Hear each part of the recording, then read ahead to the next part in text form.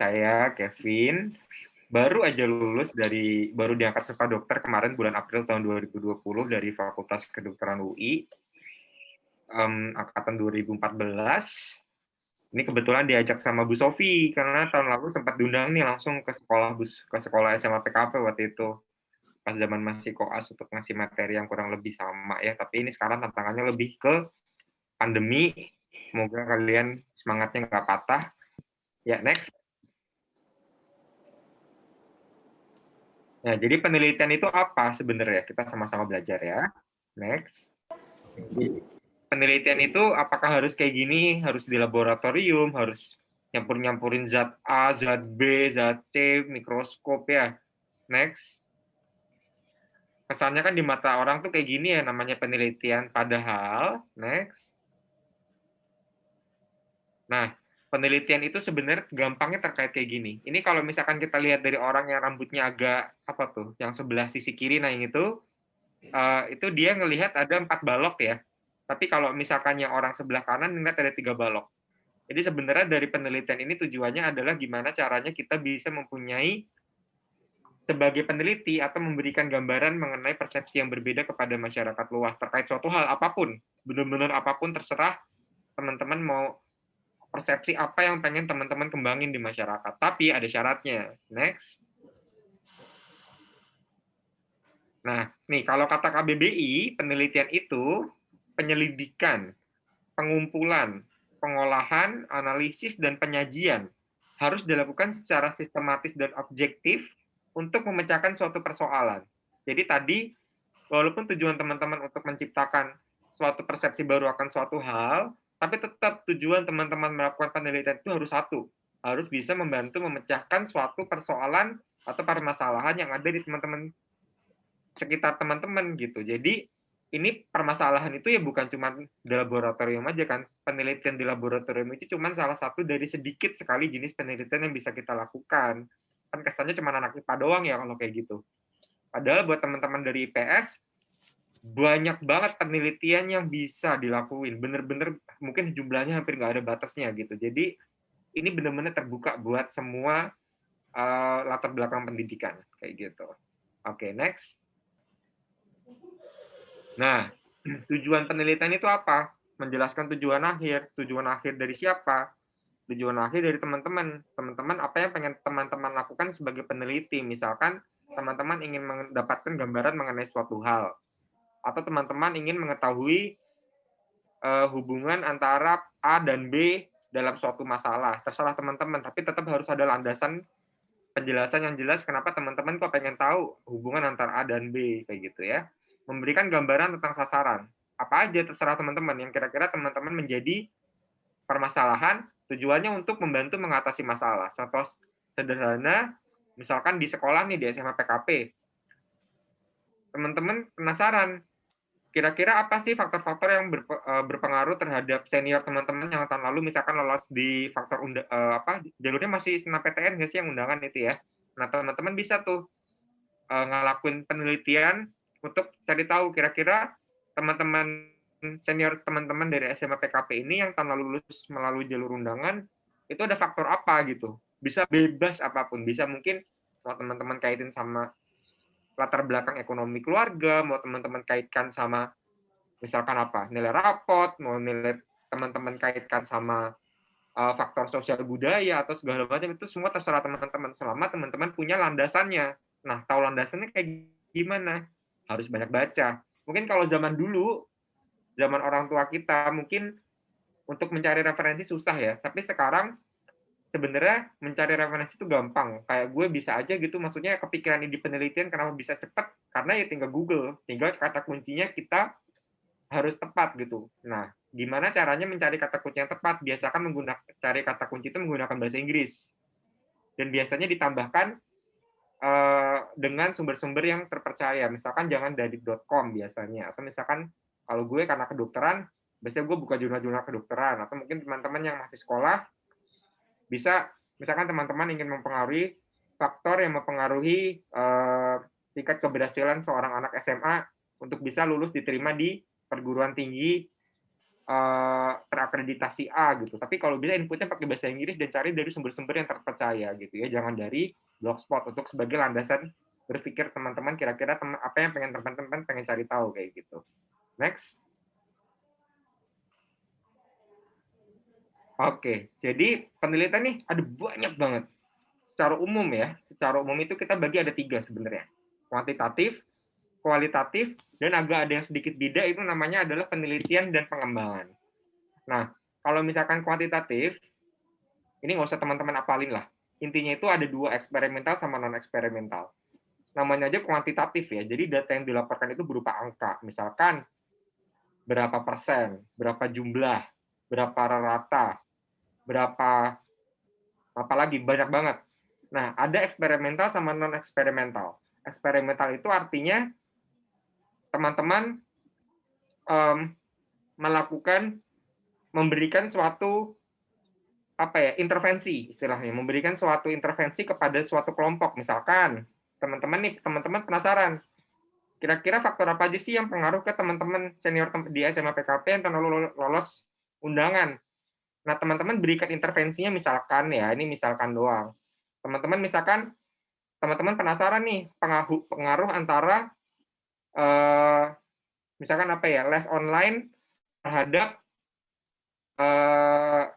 tingkat diterimanya di jalur undangan misalkan gitu. Nah, teman-teman intervensinya bisa misalkan teman-teman ngasih duit kuota 100.000 misalkan setiap bulan untuk kelompok kontrol, untuk beri untuk kelompok perlakuan untuk bisa beli pulsa untuk bisa ikut les online gitu misalkan, dibandingkan dengan kelompok kontrolnya misalkan les yang enggak les yang tatap muka kayak gitu. Itu namanya eksperimental. Jadi teman-teman memberikan intervensi tertentu atau non eksperimental. Kalau non eksperimental itu kesannya kita hanya melakukan observasi. Jadi kita nggak melakukan intervensi. Intervensi itu kita nggak terlibat dalam uji coba yang kita mau lakuin. Jadi dia kita cuma mencari gambaran aja. Jadi misalkan teman-teman cuma cari tahu aja. Misalkan tadi balik lagi, teman-teman mau bandingin antara yang bimbel online sama yang bimbel nggak online gitu. Nah, teman-teman nggak ada mengintervensi apapun, pokoknya teman-teman data sekian persen yang bimbel online, sekian persen yang bimbel tatap muka. Nah, nanti itu yang teman-teman langsung perhitungin kira-kira berapa persen sih dari yang bimbel online yang keterima, berapa persen yang dari bimbel yang tatap muka yang keterima di jalur undangan, misalkan kayak gitu ya. Nah, terus habis itu yang kedua kualitatif.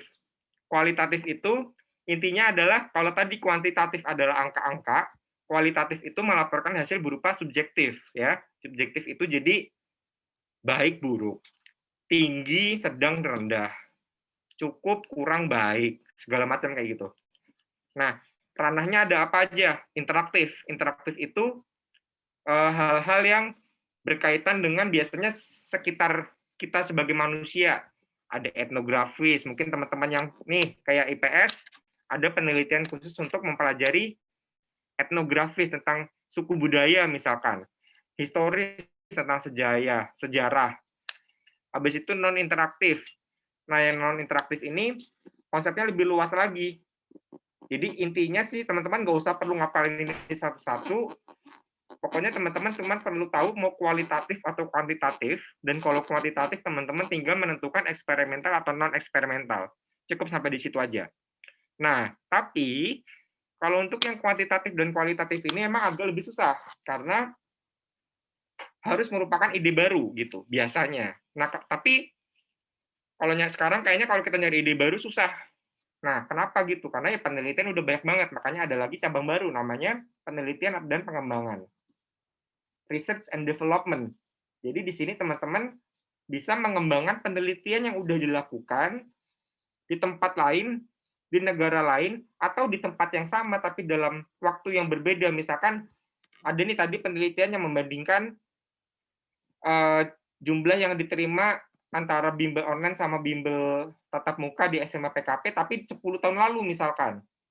Nah, teman-teman tinggal ganti, teman-teman penasaran kalau misalkan yang di senior tahun 2019 kayak gimana gitu. Jadi itu namanya penelitian pengembangan. Bisa dalam bentuknya kayak gitu. Atau misalkan penelitian pengembangan, teman-teman ingin menemukan suatu inovasi, kan kalau tadi kan kita lebih ke mencari persepsi ya. Persepsi itu kan artinya barangnya abstrak, atau bisa teman-teman menemukan inovasi terkait barang yang emang sifatnya real.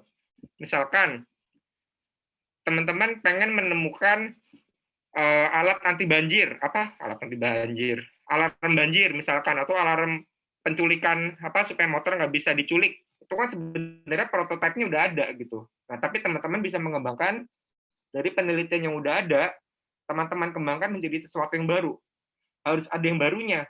Misalkan, kalau tadinya misalkan si alarmnya itu cuma pakai kunci biasa, sekarang teman-teman misalkan kuncinya bisa dihubungkan dengan aplikasi misalkan kayak gitu. Jadi harus ada yang baru. Jadi banyak banget kayak gitu ya. Next, tahapan penelitian itu ada ini kurang lebih ya. Pertama, identifikasi permasalahan. Setelah teman-teman tahu masalahnya apa, masalahnya ini bisa teman-teman baca dari internet, bisa hal yang teman-teman tertarik, bisa hal-hal yang emang jadi masalah di sekitar teman-teman. Teman-teman harus banyak baca, harus banyak ngobrol sama orang, tapi sekarang lagi pandemi ya, banyakin baca aja deh. Atau misalkan benar-benar masalah yang teman-teman lihat di sekitar teman-teman, misalkan teman-teman ke Indomaret, sebut merek ya, misalkan ke pasar, habis itu pulang ngelihat teman-temanku banyak sampah gitu. Teman-teman penasaran nih kenapa sampah banyak di dekat rumah gue gitu. Itu bisa jadi masalah. Nah, setelah teman-teman menentukan masalah yang teman-teman mau selesaiin, teman-teman harus banyak baca untuk mencari teori dan hipotesis. Nah, teori dan hipotesis ini adalah landasan kunci dari kita melakukan penelitian. Tinggal browsing aja. Yang penting kata kuncinya biasanya harus pakai bahasa Inggris dan cari sumber-sumber yang valid. Sumber-sumber yang valid itu biasakan jangan mencari yang .com.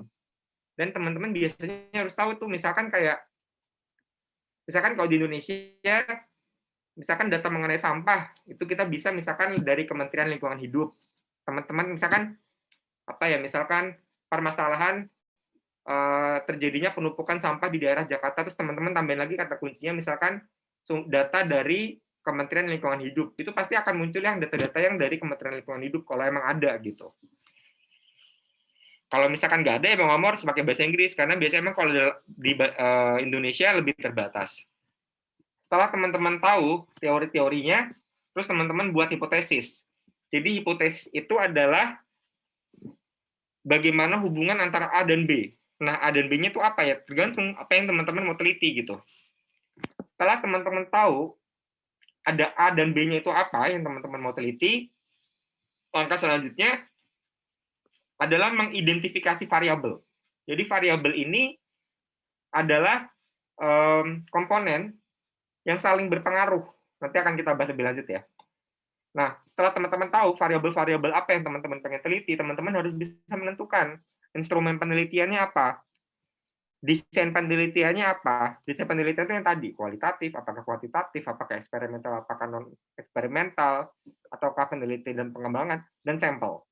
Untuk sampel gue sendiri nggak hafal, jujur rumusnya itu banyak banget, jadi teman-teman bisa browsing. Misalkan teman-teman mau tahu sampel misalkan kualitatif apa gitu, itu di Google biasanya ada rumusnya untuk mengetahui jumlah sampel. Desain sampel itu, terus instrumen penelitian misalkan bisa melalui kuesioner. Itu biasanya mudah banget, kuesioner bahkan bisa sekarang disebarkan melalui online ya, di docs gitu. Nah, setelah itu semua terangkum, udah teman-teman siap untuk melakukan penelitian. Setelah melakukan penelitian dalam artian misalkan kalau kuesioner teman-teman sebar kuesionernya ke kelompok yang teman-teman pengen cari tahu, terus kemudian setelah dikembalikan si kuesioner itu, teman-teman mengolah si data yang didapat dari si kuesioner itu misalkan. Nah, setelah kita mendapatkan data, itu kan data teman-teman bayangin kayak puzzle ya. Puzzle itu kan berantakan. Itulah hasil penelitian. Nah, gimana caranya kita bisa membentuk si pecahan-pecahan puzzle itu menjadi suatu kerangka puzzle yang emang gambarnya sudah terlihat jelas gitu. Nah, itu butuh banyak belajar sama guru-guru, butuh banyak baca-baca, dan harus banyak banget baca-baca di referensi-referensi yang emang topik-topik yang teman-teman tertarik gitu. Habis itu analisis. Nah, analisis ini apa? Analisis itu artinya misalkan tadi misalkan apa ya, misalkan tadi yang SMA PKP, misalkan ternyata dari hasil penelitiannya, oh ternyata yang bimbel tatap muka untuk peluang keterima di jalur undangannya lebih tinggi gitu misalkan. Teman-teman harus bisa tuh analisis, kira-kira kenapa gitu. Jangan sampai di situ doang, jangan sampai, oh ternyata lebih tinggi kalau misalkan bimbel tatap muka. Itu belum kelar, teman-teman harus cari tahu kenapa lebih tinggi kalau di tatap muka. Misalkan, ternyata dari penelitian terdahulu teman-teman dapat informasi kalau misalkan dengan tatap muka, misalkan interaksi tatap muka itu misalkan materinya jadi lebih mudah dipahami oleh peserta didik, didukung oleh penelitian pada tahun 2000 sekian yang mengatakan bahwa bla bla bla bla bla gitu. Itu tinggal cari aja di internet, banyak banget, pasti banyak banget. Terus yang kemudian yang terakhir yaitu laporan hasil. Oke, next. Oke, kita bahas satu-satu ya. Yang pertama identifikasi masalah. Next.